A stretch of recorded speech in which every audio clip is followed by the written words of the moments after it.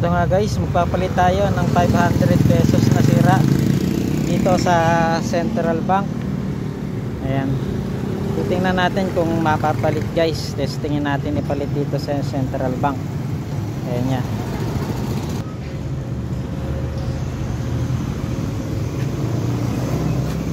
Ayan nga guys, pinayagan akong pumasok dito sa Central Bank para ipalit itong 500 pesos na luma.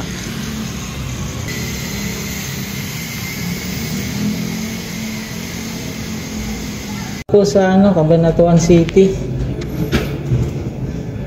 Kami po yung naghahakot din dito ng yung mga sirang pera. Basurero po ako Ako yung mga dinurog po dahil iadal po namin ng dump site.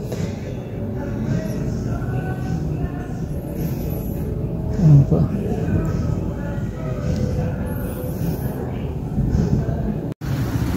Ayan nga guys, napalit yung aking lumang pera dito sa Central Bank.